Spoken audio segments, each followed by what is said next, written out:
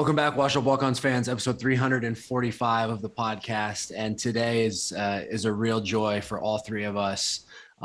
We get a man fresh off of one hell of a European vacation.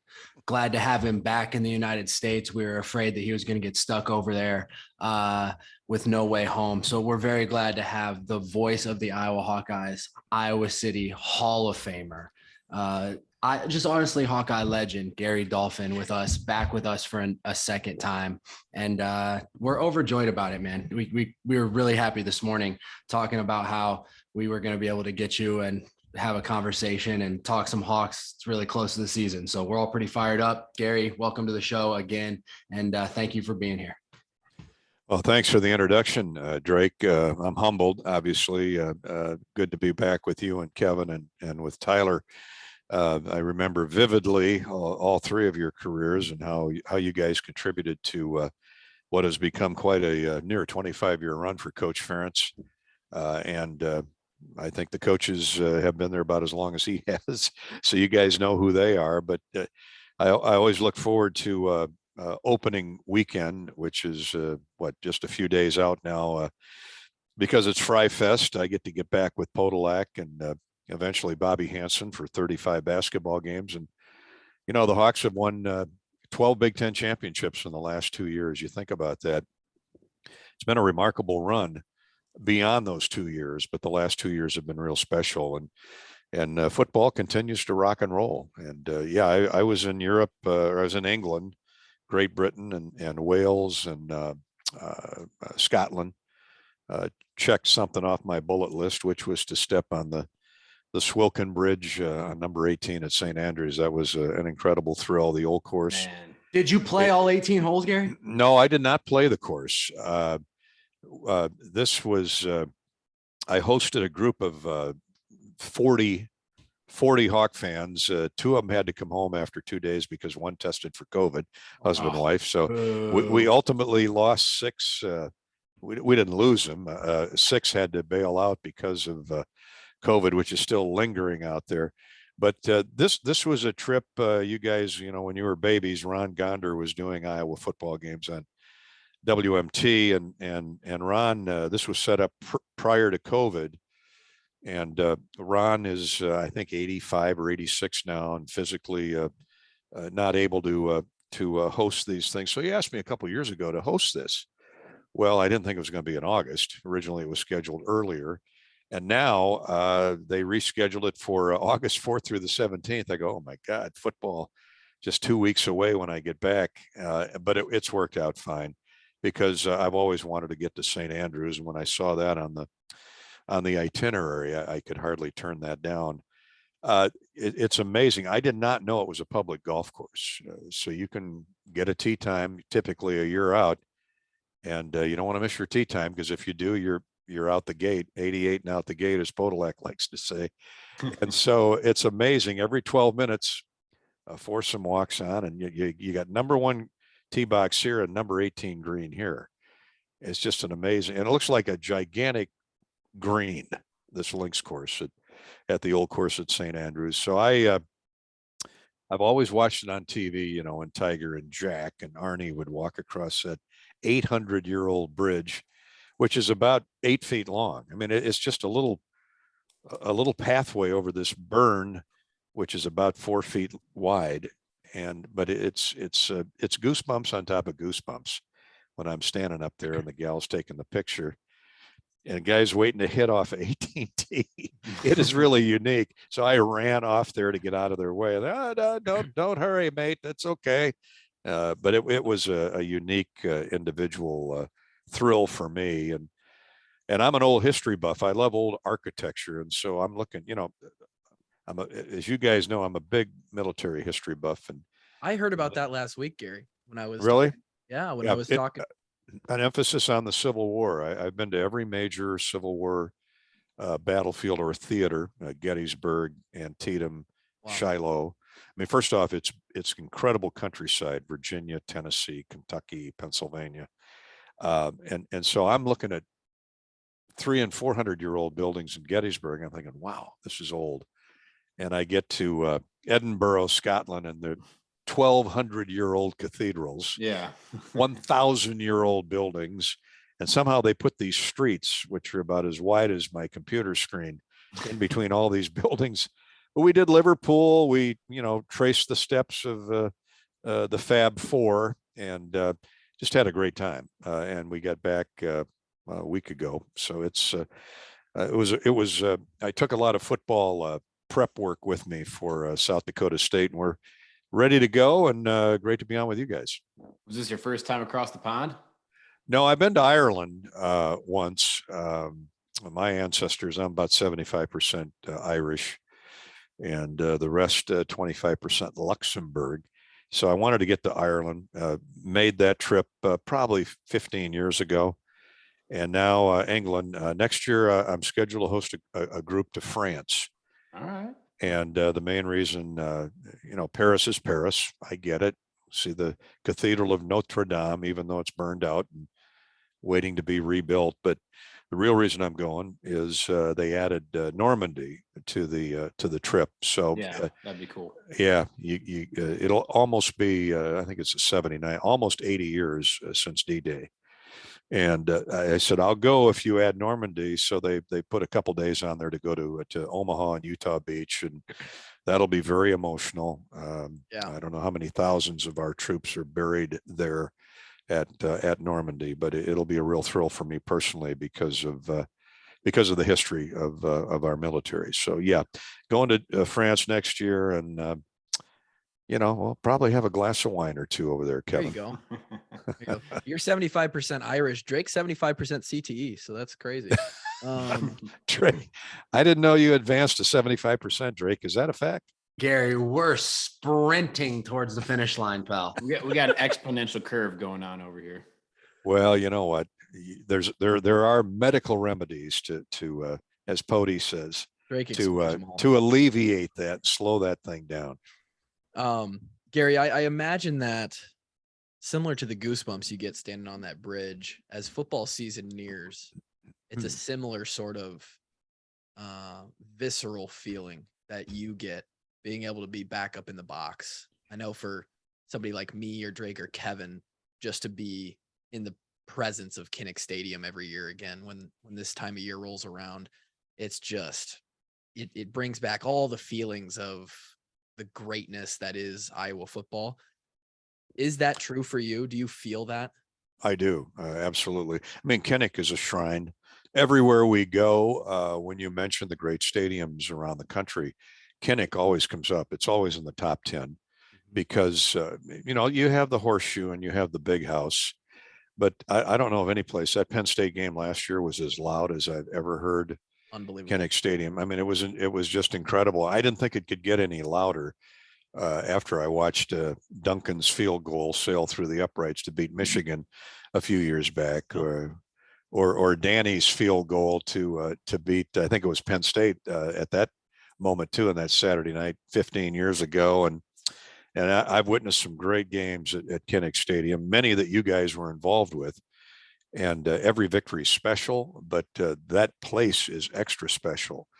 And and you add into it opening day, and yeah, I know it's Labor Day and it's 85 degrees and it doesn't seem like football weather, but it is such a special place. And I think a lot of it has to do with the fact of where it is. As you guys know, it's right in that residential section of Iowa City, right across the street from the hospital plant, Children's Hospital, and all these old homes built up around it. And it's hard to move around Kinnick. I get that. And it's hard to find a parking spot, but that's part of the enamorment to me, yes. part of the culture and the character as to why Kinnick is Kinnick, let alone the statue of Nile across the street from Melrose and Melrose. So now you got to win. I mean, winning makes it all the more special, as you guys know, but it's a special place. There's no question about it. It's 1929. Think about this. They built that thing for $460,000.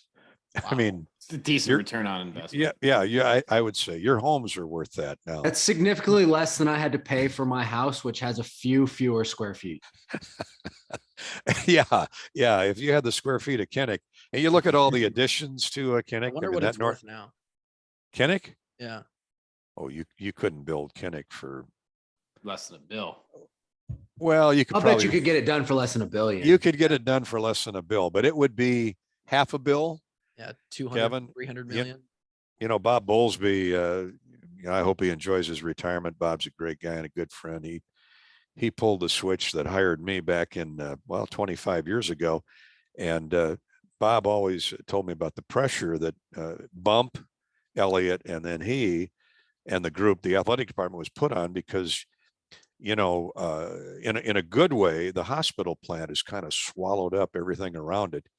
And it's one of the great teaching hospitals in the world, let alone the United States, and a great place to cure your ills. At Children's Hospital is one of the great stories, period.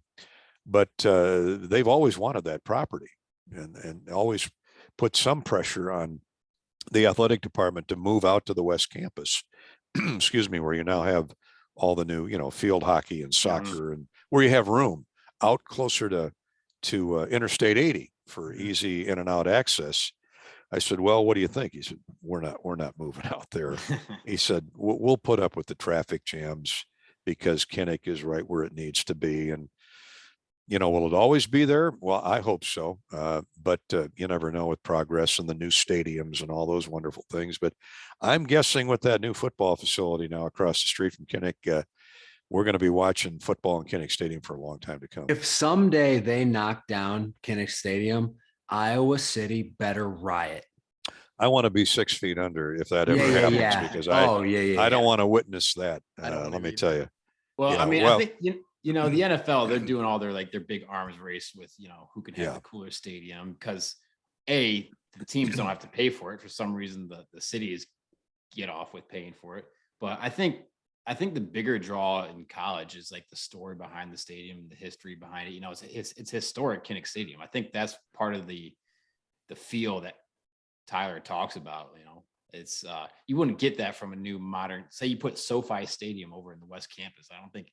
It's cool, but it wouldn't have the same history. Wouldn't have the same feel. There's no story to it. We've come to. No. Well, the proof's in the pudding. All of these great college stadiums now are being renovated. They're not being moved. Right. They're not being raised. Look at Michigan. Look at Ohio State. Kinnick Stadium's initial investment when they blew up the press box and renovated and put the suites in. It was about $120 million, as memory serves me correct. Ohio State renovated the Horseshoe for $300 million. $300 million. Now then, you could build a new stadium for $300 million. Not today, obviously. So all of these great venues, and most of them are built in residential neighborhoods or on campus. That's the draw. That's the aroma of college football. College football goes back to 1860 when I think Harvard and Rutgers or Yale first heated up. And so there is that draw. There is that hominess of having the stadium on campus, and people can walk around and enjoy the moment. Because unlike the NFL, and I know they pregame tailgate in the NFL, but it's nothing like college football. Nothing. You guys know that. And there's nothing really quite like Iowa City. I know people in Madison will argue with me, and people in Champaign-Urbana, well, maybe not Champaign-Urbana, but Ann Arbor and Columbus. They're still trying to find the football stadium in Champaign. well, Beals may improve on that. Bielema, he's off to a good start down there, but I'm old enough, you guys are, and I'm old enough to remember when Illinois was really good in football. But Iowa's had its number here of late. But those on-campus stadiums are just, and everybody has a great history, whether it's the Galloping Ghost, Red Grange, or Nile Kinnick, or Tom Harmon at Michigan, or Hopalong Cassidy at Ohio State. Great memories. And so I think with all the renovations Kinnick has gone through, you guys have been through that north end zone. That is an unbelievable refit or retrofit. Kinnick's not going anywhere, which I'm happy to say. It's the heartbeat of Iowa City. You can't take the heartbeat. It really is. You can't take the heartbeat and put it outside the patient. It just don't work. It's the heartbeat of our football team. Like the Kinnick is worth so many points to us over the years. Yeah. Now, when you can walk up the hill from the Wig and the Coralville Strip, and you can walk up the hill on Burlington from all the great venues downtown, why would you want to move Kinnick or even think about it? Can't imagine. Now I've had this question written down before we even got into this, but I'm really curious. What are some of your other favorite stadiums to go call a game in outside when we're on the road? Yeah, well, that's a great question. I get that a lot, Kevin. The Horseshoe is one of my favorites. Kinnick's number one, but as I travel out, the cantilevered stadium is unique in Columbus because I'm trying to remember. It's been what, 10, 12 years since we played last. Did you guys play there at all? 2013 we did. Okay. Me and Drake weren't traveling there, so we never got to. Okay. Well, the noise now, it's 100 and whatever, 10,000 people. And when the two items, the pregame, when they do the script Ohio and the band marches in it and they script out Ohio and the tuba player dots the I, that's really one of the unique traditions that nobody else can claim. But in the game, I remember that game when Vandenberg was a quarterback and we went to overtime. That might've been that trip, Tyler. It was the one before. One before that. Okay. Yep. The noise.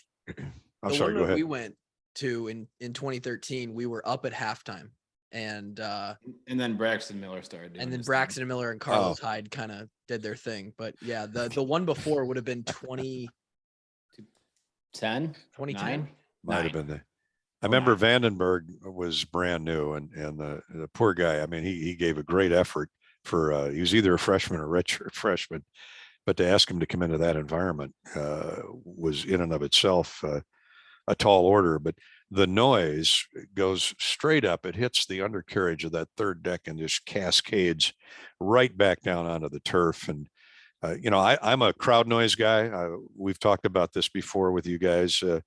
The louder, the better for me, because any play-by-play guy that doesn't get more fired up as the crowd noise enriches or grows is kidding you if he says it doesn't mean anything, because it does to me. I mean, I turn that volume knob up. I love the crowd noise. That gets me fired up, and I think makes for a better broadcast. You know who else turns up the volume on the crowd noise? Who? Wisconsin. They pump that bullshit in when they're not supposed to, and you already can't hear. They do. And then they got 100 extra decibels of fake crowd noise bumping in your head. And part of that is at Camp Randall. Now that's changed a little bit over the years, but Camp Randall was, I always thought, a smaller version of the big house. Michigan Stadium is built into the ground. So when the noise goes up, it just goes straight up and out. So it's not, to me, it's not that loud. Camp Randall, now they do the jump around at the end of the third quarter. And you're right, Drake, they pump in the crowd noise. Camp Randall's still very, very loud though. And because of where that stadium is located, the old field house is almost connected to it in the south end zone. It's got a lot of character. I love Camp Randall. I love Ohio Stadium. I honestly like Purdue Stadium. First off, it's very old quarterback Hugh. Each Big Ten stadium has a unique story to it, and they're all fun to go to, and they have been for 25 years because the Hawks have typically done very well in all these stadiums, with the exception of Ohio State. They haven't been there that much often to Ohio Stadium, but they've played well under Kirk at Michigan, played well at Purdue, not lately, but that'll change this year. They're a little extra motivation this year with the Boilermakers. They played great at Minnesota. I'm old enough to say I've done games in the old Memorial Stadium when that stadium was on campus back in the 70s, old rickety wooden stadium.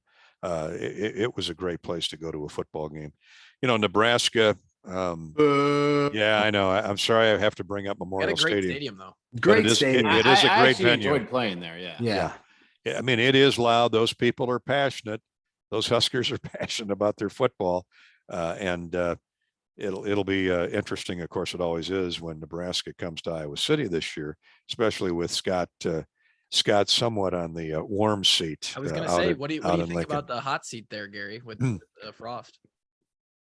I've always liked Scott as a person, and I think he's a good coach. You don't get a job like that unless you're a good coach. But Nebraska's a different cup of tea than Central Florida was, and he knew that going in. And he's got some Iowa influence on that staff, among his coaching staff. So, they're all good guys. I'm delighted that the Hawks have owned that series, particularly in the last half dozen years, and hopefully it's another dominating performance the day after Thanksgiving. But he's under pressure. There's no question about it. But he knows it. And the AD's an Iowa guy. Trev Alberts is from, I believe, Cedar Falls, if I'm not mistaken. I think so. Which means nothing in this conversation. But Trev's a sharp guy, and he'll make a good decision one way or the other at the end of the year. We got a better guy from Cedar Falls on our side. Jack Campbell. He's the best middle linebacker in the world. Did you know that, Gary? Yeah, I'm glad you informed me of that, Drake. I'm watching practice the other day, and I won't say who he hit. But I'm talking to a trainer on the sideline, and I'm probably 30 yards from the play, and it was a counter and a cutback, and all of a sudden, I hear this pop. You guys know what it means to pop the pads. Oh yeah. I'm 30 yards away, and I look, and this running back is just landing on his backside, and he's a very good running back. Oh no. And he's a big, strong running back. And I look, and just kind of hovering over him is 31. Oh. And I thought I was having a Matt Roth flashback. I'm thinking the only other guy who wore number 31 that could hit like that was Matt Roth. If you're getting compared to Matt Roth, you're doing something extremely right. You gotta have now mentally, Soup is nowhere near Matt Roth's planet, but he has the same approach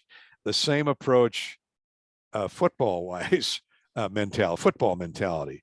And that is, you come anywhere in my frickin' area code and you are bear meat. You are fair game. And Campbell had maybe a half a dozen of those. And I asked the coaches on the defensive side, I said, what's the deal here? I mean, this was a full scale scrimmage. I get it, but I've not heard or seen, well, we sucked on Kids Day. Apparently the offense owned the day. Now I was still over across the pond, and that's all Phil Parker needs, is to motivate his guys. So they and the offense had their moments last Saturday, but the defense was, and we know going into the year that the hat is hanging on the defensive hook. Okay, that's the tempo setter. But to your point, Drake, the last guy I saw that big who can hit like that, his last name was Butkus. And I'm not comparing him to Dick Butkus yet, but Butkus was that size and could run sideline to sideline because he was so instinctive. So, Gary, are we talking about the same Butkus that has an award named after him? Yeah, the guy that's in the Hall of Fame. Yeah, that one. The guy that played on so many bad Bear teams, yet killed everybody on the other side of the line of scrimmage. The guy that would walk up and chunk a loogie on top of the football as the center was about to grab the ball. Yeah, that actually happened. Mick Tingelhoff with the Vikings, who was an all-pro center, leans over to grab the football, and he gets up and he points. Hey, there's a big snot loogie on the football, and Butkus is standing there smiling. Right. So right, it's actually funny. Coach Wallace just texted all of us not too long ago, checking in on us. I'm about to text him and say, hey, coach, I know that Jack is far superior from like your coaching abilities, but one way you can coach him, just coach him up to spit on the football before the center snaps it. Really assert his dominance. It's like a dog pissing on his fire hydrant. I really like that. I want to see Jack spitting on footballs. I don't want this out publicly, but it wouldn't bother me at all if Jack went up and dropped a loogie on the threads at some point this year. Now he won't do that. No, he's too nice. He's too good of a young man. but when he straps that helmet up, he plays at a different level than anybody else. And, he's flanked by good guys too. I was about to say, we've got some really good linebackers. Seth Benson. I mean, that guy, I was on a show the other night and I mentioned, because I was asked about the linebackers, I say collectively with Higgins and Jacobs, you can throw them in there. I mean, they all bring something different to the party. Speed, above the shoulders, mentally. That's Seth Benson. He reminds me a lot of Josie Jewell in this way, in that when that offensive huddle breaks, Seth's moving because he knows what's coming. And Josie was the best that I've seen at that position, at understanding where the play was going. And he was always there first, shoulders squared up, and one of the surest tacklers that I've ever seen at Iowa. And Seth brings a lot of Josie Jewell to the table in terms of textbook tackling. You guys know that this defense under Parker has been always terrific at open field, solid textbook tackling. Seth Benson is one of the best on that unit. I don't think we would still have a podcast if it wasn't for Phil Parker. His defense has saved this podcast for a couple of seasons in a row. What's the magic with him, Dolph? How does he do it? Phil Parker? Yeah. Well, he's no relation, but he's a clone of Norm Parker. That's it. That sounds simplistic, but whatever base defense means, Phil has the same mentality that Norm had. I'll go to Vegas on your money. I'm not going to Vegas on my money, which when you translate it, don't let him beat you over the top. And Norm always felt that be physical. And when you have a Jack Campbell or a Lucas Van Ness or a Joe Evans, guys that can get to the quarterback, and then you got in the back end guys like Riley and Kayvon Merriweather and Roberts and Harris and when I asked one of the coaches the other day, I said, this Cooper DeJean is pretty impressive. Where do you think he'll settle in? What position will he end up in? And the coach said, anywhere he wants to play. Wow. So what's that tell you? How's that for an endorsement of Cooper DeJean?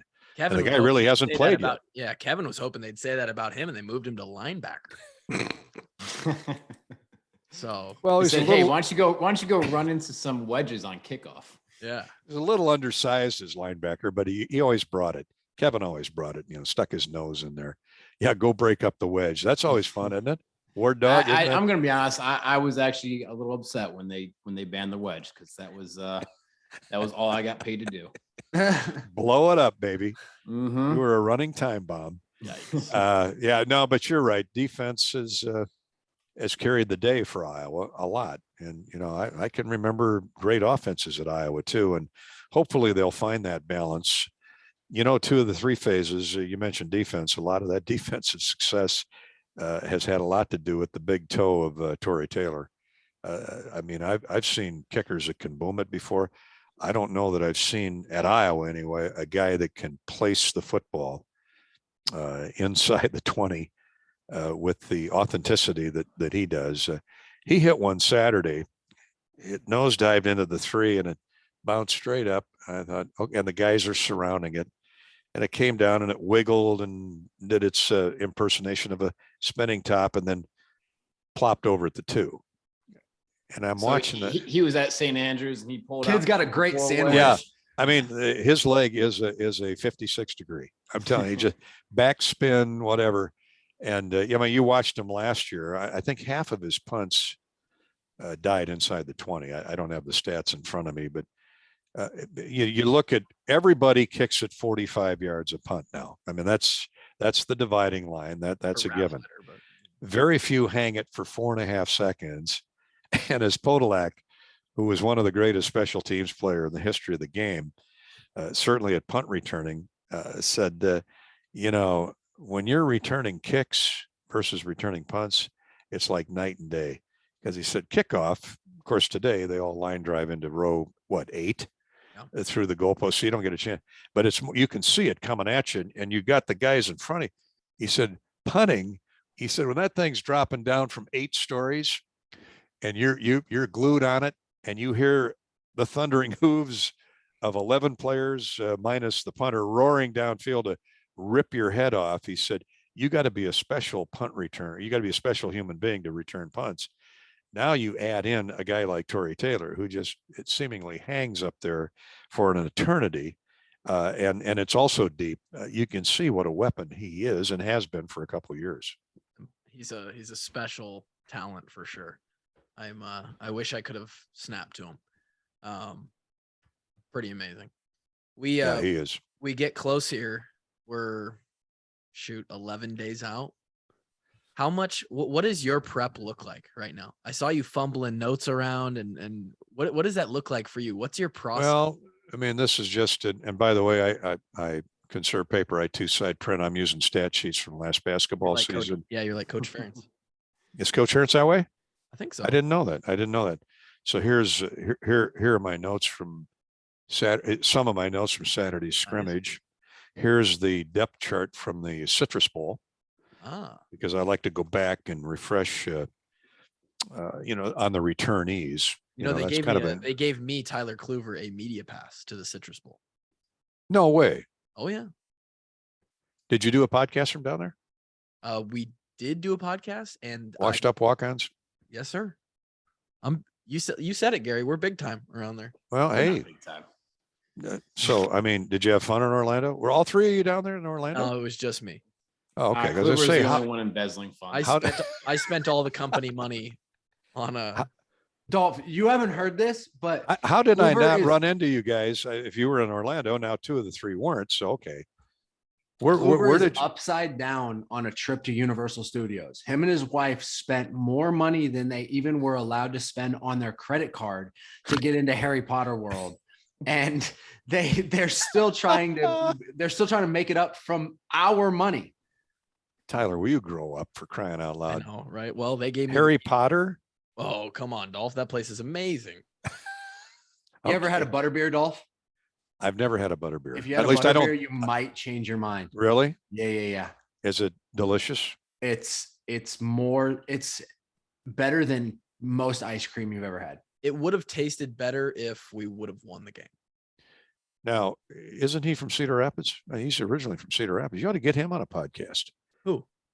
Harry Potter, the bespectacled kid in the movie. Daniel Radcliffe? Is he?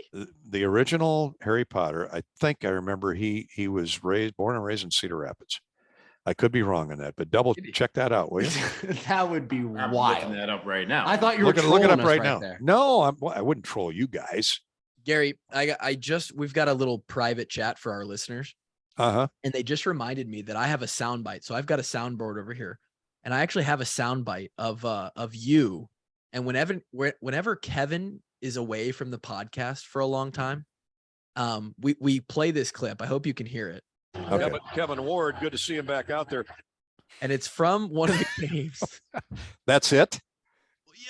You didn't talk much about Kevin during. You don't have the tackle.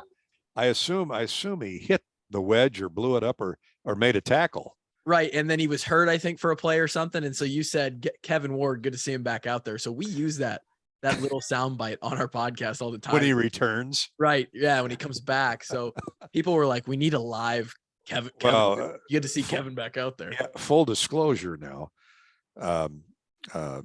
Pody and I have got to know Kevin's parents quite well on road trips and in Iowa City. Yeah. And so his dad is, his mom is a saint, but his dad. Do you know about the Hall of Fame tailgate, Gary? I've heard of it. I've never experienced it, but I can remember in Champaign-Urbana one Friday night, we stayed out a little late and it was an early kickoff. Kevin's dad and I in Podolak. We didn't close the bar down, but it came close to that, and we had great conversation. And sure you did. I didn't relay any of it the next day on the air, but I thought, you know what, I got to get Ward's name mentioned more because his brothers have been prominently mentioned in the past, and so Kevin deserved his due, and so that's probably no problem, man. Say hi to your folks. I heard about that night, and my dad tells me later, he's like, I think Dolph's had hurt himself hurt a little more. Yeah, that's it. And of course, I used to be able to run with the, as Hayden used to say, if he always called it the front porch picnic, and somebody said, "What's he mean by that?" what he meant, and he said in his book many times, if you can't run in the tall grass with the big dogs, stay on the porch, stay on the front porch. And I never forgot that. Hayden, incredible. Yeah, if you can't run with the big dogs in the tall grass, just stay on the front porch. Something to that effect. But somebody call the merch guy. Are you kidding me? Let's put I that don't on know a t-shirt. if you can get all that on a t-shirt or not. Well, he Front Porch Picnic. I think wasn't that the name of the book that he wrote? I think. I don't know. I could be wrong on it. Yeah, you guys are a little young for that. But, well, and we don't read anyway, you know. Well, or can you? Yeah. Well, and that's a good question too. You know, I know that we can watch, and there's a new Nile Kinnick documentary coming out. It debuts tomorrow. Yeah, yeah. So I'm excited. Have you guys previewed it or seen the? Well, we had Scott on, who's the film director. Yeah, and Scott's a good guy. And they're showing it in the theater here in Waukee, so I'm very excited to go see it. It's You're going tomorrow? Sometime this weekend. Cool. My question is, why did it take so long to do a documentary or a movie about Nile Kinnick? I mean, that is Hollywood vintage stuff. War hero, Heisman Trophy winner, Phi Beta Kappa. A lot of historians say he certainly would have been at the very least a United States senator, maybe president of the United States. You know, his grandfather was governor of Iowa. A couple of historians said he did pretty well with the ladies. Well, you've seen pictures of him. Come on, Drake. Think about it. He was standing up with the president talking about the Croix de Guerre. Yeah. I mean, really hollering at him too. The late 1930s, coming out of the Depression. What young lady wouldn't want to date Nile Kinnick? Kid was good looking too. You know, had a chin on him. You know, I had his cousin on last November, Veterans Day. His, I believe, second cousin. The guy's name is Clifford Stump. He lives in Dallas in a assisted living home. He's 90, I think 97, 96, 97 years old. 97 is a good number. Yeah. Yeah, that is. That's a great number, as a matter of fact. Anyway, he flew into Normandy on a glider. In other words, the B-29s, B-27s dropped these gliders, and they would hope to land in an open field. Yeah. Cliff Stump, 82nd Airborne, 82nd Airborne Division, the famed 82nd Airborne. What if you didn't find an open? Well, the Germans put up those concrete stumps. You know, they build them right into the ground. He said, well, if you hit one of those, I wouldn't be standing here talking to you right now. But I did an interview with Cliff, and you know, first off, I'm in awe because he went from D-Day to the worst fighting in Holland. And then he was getting ready at the Battle of the Bulge, where the wind chill was -20. And they had to move him to the back line because he caught pneumonia, frostbitten and pneumonia. So here's a little guy from near Adel, Iowa. But the point of the story is, I said, so obviously he grew up, he was a little younger than Nile. Nile was born in 1918. So would that make him 104? Cliff is 98. So, but he said, I'd go home and every summer, and of course they grew up on a farm. And he said, I'd work out with Neil every day when he'd come home from Iowa City. I go, what did you do? How did you, there's no strength and conditioning in 1937 and 30. I said, what did you do? He said, I returned his punts. So for 2 hours, they'd be out in the field. Nile would punt the football. And as you know, he was a phenomenal punter. Still has the record, I think, for 16 punts in one game. Not Iowa. Exactly a record you want, but no, but his average was a little over 40 yards. I mean, he had to be dead leg by, but he said, I'd catch the ball and I'd run the ball back to him. Then I'd run back out in the field and 40, 50 yards. I said, so that's how he worked out Nile Kinnick every summer. I mean, as you said, you can't make that up. Again, pardon me, I'm a history buff, and I love stories like that. So you're just foaming at the mouth to watch this documentary. Oh, I can't wait to see it. And I've interviewed Scott before and talked to people involved with the filming of this documentary. And of course, they've been in Iowa City a lot for the background and actually for the scene shots. So it's it's kind of like, you know, I live Field of Dreams is about 15 miles that way behind me. So oftentimes I'll take my thermos of coffee in the morning and I'll drive out to western Dubuque County around Dyersville. And that corn right now is looking great, and drive in and around the Field of Dreams. And there's for another time, I got some great stories about the movie itself, about when they were shooting it, because a lot of the shots were done in downtown Dubuque and Galena.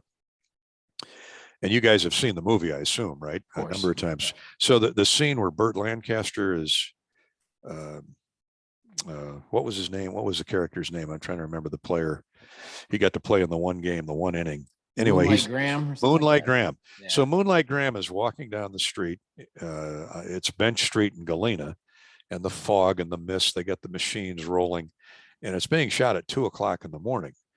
Because if you've been to Galena, Highway 20 goes straight up the hill coming out of Galena. So at 2 a.m, every now and then there'd be a semi going up there, and he'd be upshifting and then downshifting if a semi's coming down. So they get the great shot, and you could hear that the semi is braking going down the hill. Cut.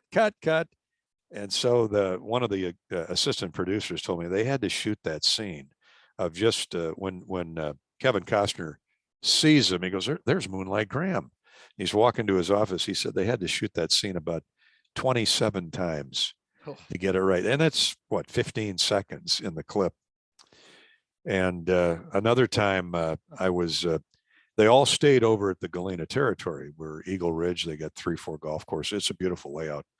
So the GM of the property I happen to know, and this is 1988.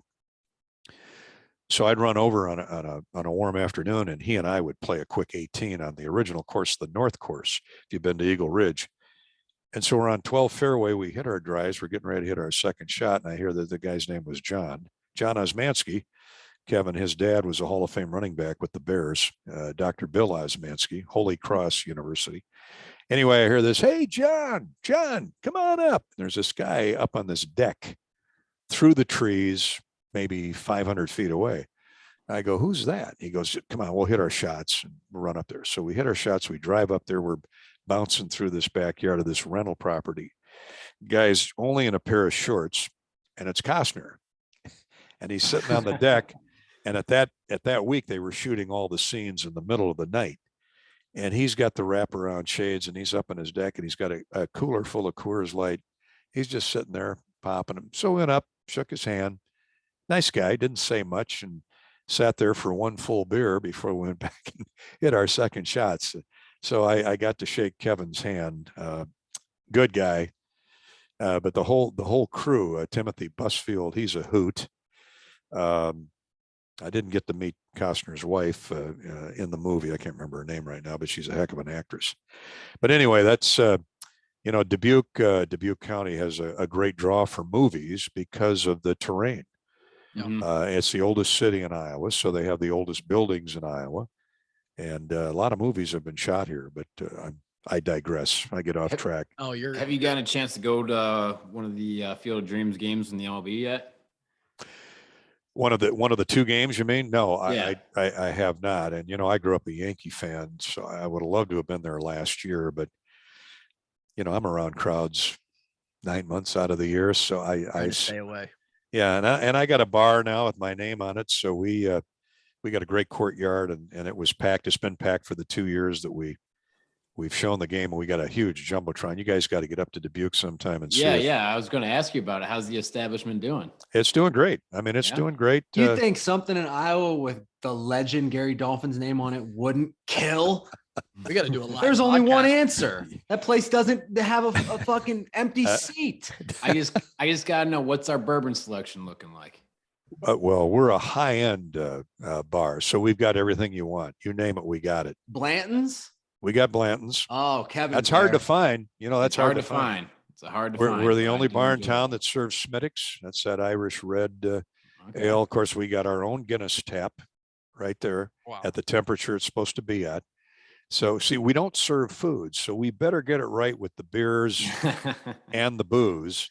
We serve maybe a dozen craft beers. I've got an old RCA boom mic for Dolphs. I have Dolph's beer, and right next to it is Gable's. Got to get the Polecat Porter in there. Yeah. Dan Gable's beer from Single Speed out of Waterloo. And then we got all the other summer shanties and all those wonderful things that I don't know much about the beer business, but it's a popular spot, and it's called the Iron Bar, Dolph's Iron Bar, because everybody thinks I just lift weights all day. Because you're jacked. And that's fine. You know, I'm ripped. Actually, it's called the Iron Works building. It's a 150-year-old building, old farm implement machinery gear building. And then as it was modernized, it became, tractor parts. And so it's such a typical Iowa building. But in the middle of it, it's 5 stories. Is this 5 stories? 5 stories on one end and the original 3 stories on the other. We're a block from the river. So it's just a great part of town. It's the old factory district. And they're going to knock all these buildings down. There's like 15 buildings. And thankfully, we got a badass historic preservation commission that said, well, wait a minute. So when they put the bypass in around Dubuque, they saved these buildings. And at this time next year, now they were all empty, pigeon crap all over, broken windows. You know, this is 20 years ago, all empty. These are down by the old Dubuque Packing Company. Next year at this time, they'll all be full with guys your age that live in these loft condos above, and then all this retail stuff down below. It's really a great part of the city of Dubuque. Gonna be great for business, I hope. It is. Dubuque's reinvented itself, like a lot of towns in Iowa have, and it's great to see. It really is. So, I got some free drink chips for you guys when you come up. Okay. Ooh, Dolph, you tell the Costner story, and you came on before. You told a couple other amazing stories, and you know all these people, and you've gone all these places. Do you ever sit back and think, man, what a life! What an interesting life that you've lived, and just kind of crazy, right? Well, I've always thought that. I mean, this is it's our 25th year doing Iowa, 26 coming up, but in great number. Last year, 71 was my first year in radio. So it's been 50 years, and I've had the pleasure of meeting a lot of great people and personalities. And, part of it is I've never had a big head about it. I mean, they're human beings, and I'm there to do an interview, hopefully, but if not, I like to think I'm a people person, a conversationalist. I enjoy talking to people. I enjoy talking to you guys. I love talking to athletes. I was never good enough to play at the level you guys have played at, but I always enjoyed sports, and I knew I recognized early on I wasn't good enough to play at least at the D1 level. So I thought, okay, what are you going to do with your life? Well, why not describe what all you guys are doing, football, basketball primarily. And because of that, we get to meet, when you're the voice of the Hawkeyes, that's a big deal. And you get to meet, first off, a lot of great alums who have gone on and done well. But a lot of great people at the other universities, in the entertainment industry. And so, yeah, it's, I take it all in stride, I hope. And it's been a lot of fun. It'll all be in my book, Tyler. Oh yeah, we got a biography coming out. You write? I don't know. I don't know. I've been told I need to do that, but if you don't write it, I will. As Podolak says, buddy boy, if you're going to write a book, make it a mystery. The quotes, man. The people don't need to know about your personal life. That does sound like him. Yeah. Well, if Podolak Drake like that. That was fantastic. If Podolak gets more than 3 questions from the same person, whatever bar we're in, you go, you writing a book? make it a mystery. Unbelievable. As only Edward. I tell people till I'm blue in the face. You asked me about how I approach this part of my life. I have the sheer joy and luck of working with a Super Bowl champion and an NBA champion. Yeah. I don't know of another Division I play-by-play announcer. And there's only 300 of us in basketball. There's only 130 in football. I don't know of another D1 play-by-play guy that could make that statement. I may be wrong. I have yet to meet him. And it's not all about winning championships, but when you have a Super Bowl champion and an NBA champion, and they were great stars at the University of Iowa, great collegians, they know what they're talking about. So I tee them up, get out of their way.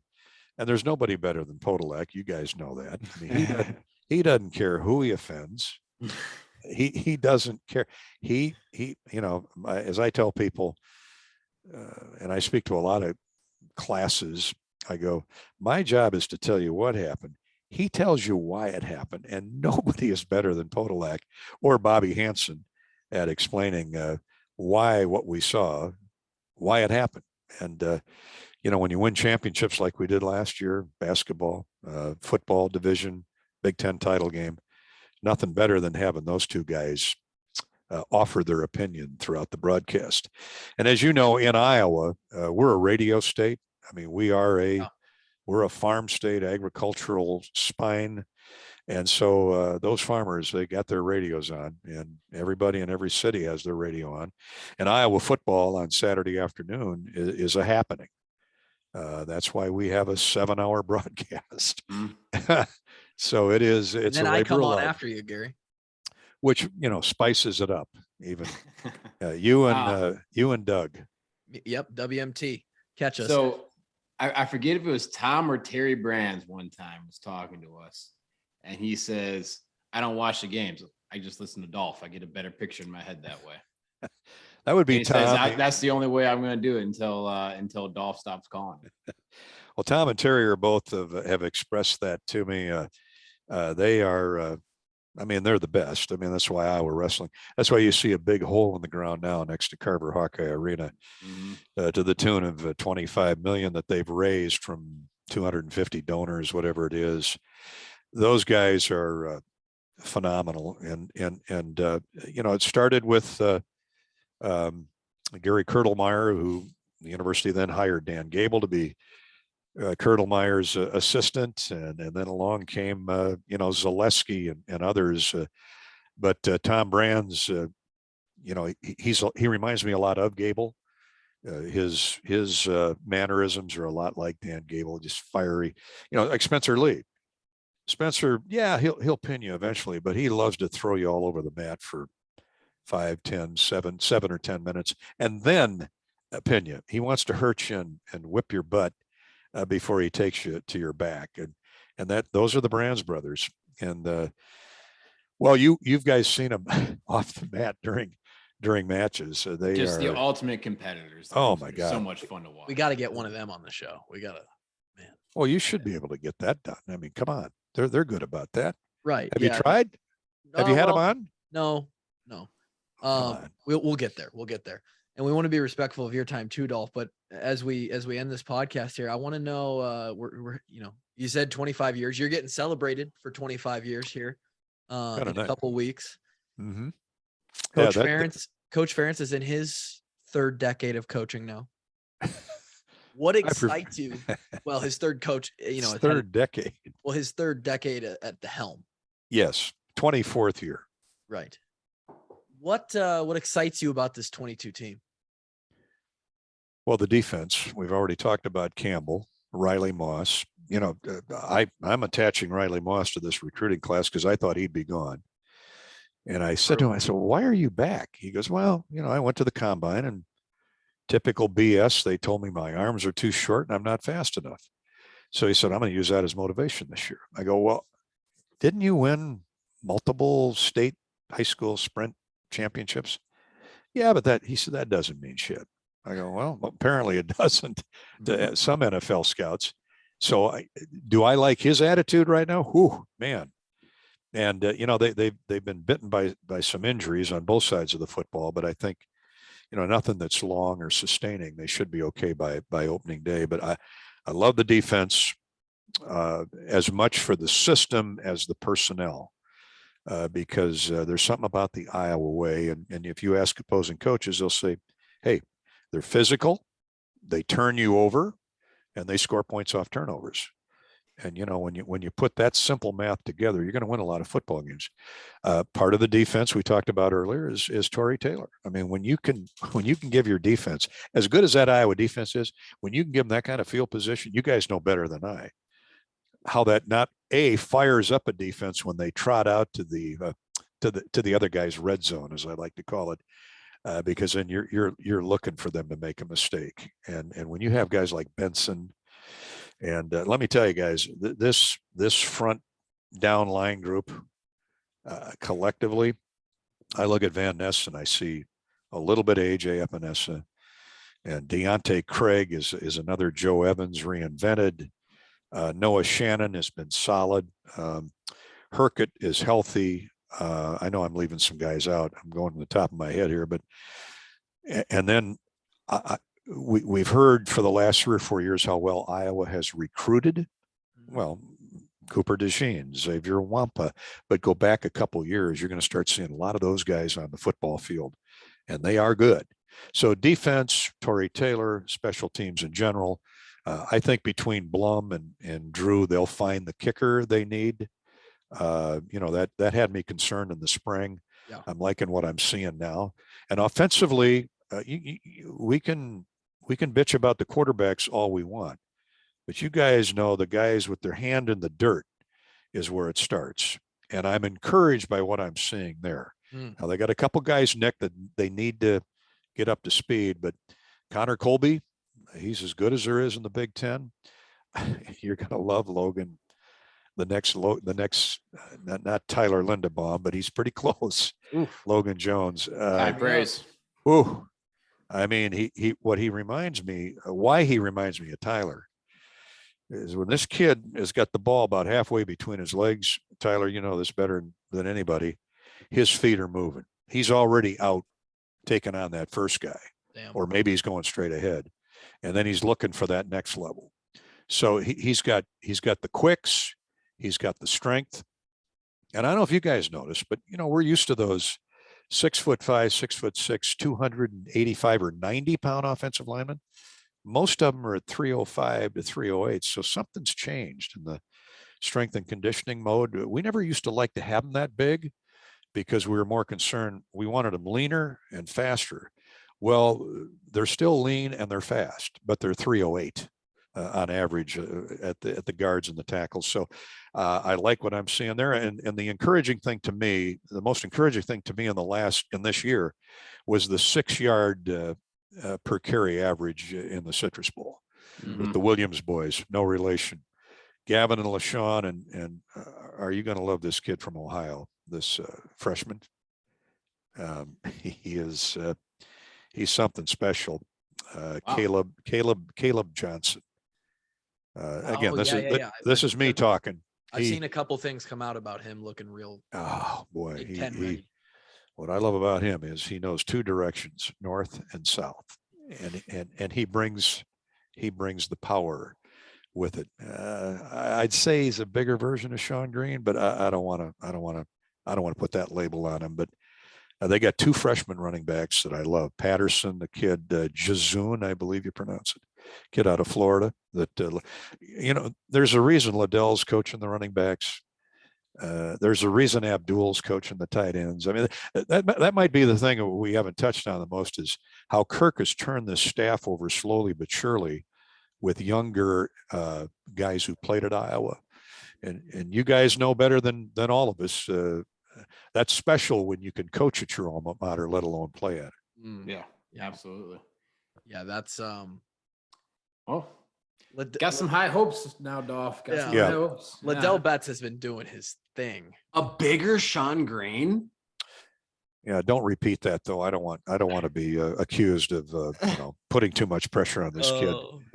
But I mean, he carries himself. When he takes his helmet off, he walks around like you're looking at him. This kid can't be a true freshman. He can't be a true freshman, but he is. Something about that recruiting last few years. They've been getting it done. And that's why I mentioned Abdul and Liddell, and LeVar is a head coach in waiting. I mean, he is. A lot of people want him to be the guy after Kirk. Well, he might be. I mean, Seth Wallace. I mean, look at the average ages now of our, and Kenny O'Keefe, God love him. Kenny knew it was time to move on, and Reese Morgan before him. And so, but yet there's still, Jay Neiman's out there still doing his thing. George is a young offensive line coach, and they love him. Summation, we're in pretty good hands from the head man on down. And I didn't mention Brian. I mean, I shouldn't need to mention Brian Ferentz. He's a lightning rod, and he loves being a lightning rod. Yeah, he is going to do his thing. He's got a little of the old man in him. He's a little more animated than the old man. And I love it. Hey, you know what? We're Iowa. We win 8, 9, 10 games a year. I'm happy.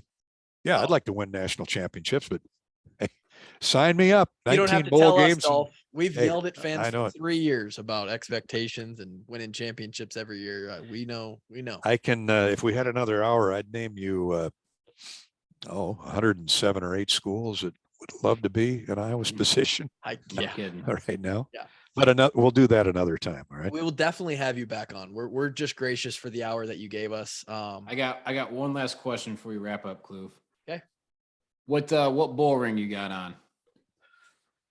This is one of my favorites now. So I'm a little partial. That's what I'm curious. Well, this is the 2010 Orange Bowl. Okay. The ass Just wondering kicking. who you're repping out there. The ass kicking of Georgia Tech. All we heard for a month was, and they were legit, but they were playing Norm Parker's defense. Adrian Claiborne, Pat Anger, AJ Eads. I could go on and on and on. And 300 yards a game rushing with that triple option. They thought they were going to run for 300 on Pat Anger. They ever met Pat Anger? Well, they did that night. Shit. And they had a great option quarterback with a #1 draft pick at wide receiver. So they had all the components. And Kirk Ferentz told me that week that he was walking by Norm Parker's office at 11 o'clock one night before the plane was getting ready to leave the next day or the day after. And Norm had this old manila folder. I had one here earlier. There aren't many manila folders left around. Rabbit-eared. And he's got all these handwritten notes. And he's got it spread out over his table. And Kirk looks at his watch. He goes, "Norm, what the hell are you doing here?" Well, he said, I'm altering a few things for the game next week with Georgia. What do you mean? Well, he said, when I was at, I think it was Hyde Park High School in a tough redneck suburb of Detroit, he said, we played a number of teams that ran that triple option and we just stuffed it. And it's because of these plays. And he held up these hand on yellow line paper that he was looking at. And I thought about that throughout the entire broadcast. I go, Norm's got the manila folder with him. Adrian Claiborne terrorized that Georgia Tech offense because they'd never seen anybody get to the outside that quick. And then to your point, Drake, here comes Anger barreling down the middle, chasing that quarterback down and ankle tackling him and face planting him. And the freshman running back from Wager. Sioux City. Yeah, Wager had a great night. In fact, he was the offensive player of the game, as I remember. And Ricky Stanzi, in the end, is wrapped in the American flag. And he said, America, love it or get out of town, love it or leave it. So that's why I love this ring. That was one of the most impressive Iowa Bowl wins or wins period that I've ever witnessed and had the pleasure of calling, by the way, Kevin. Yeah. Good question, Kev. Yeah. Well, I was curious who you're repping. I've got a bunch of rings I could wear, but and I do wear, but this one's special. I got a picture of Norm. I got a picture of Norm Parker hanging over there on the other end of my office here. He's one of my all-time favorites. Well, Dolph, we appreciate you coming on so much. It's about to get busy for you, like you said. It is. Bunch of football games, bunch of basketball games, and you giving us your time it kind of adds to that Iowa culture. Just everybody being Iowa. You know where I'm at anytime, Tyler. Drake, Kevin, good to see you guys. Great to see you, Dolph. I'm looking forward to listening to you this year, man. Yep. It starts in a week. We'll see you this fall, guys. Yes, sir. We'll be back on Monday with another episode. Thank you guys for listening to our conversation with Dolph. Until next time. Peace.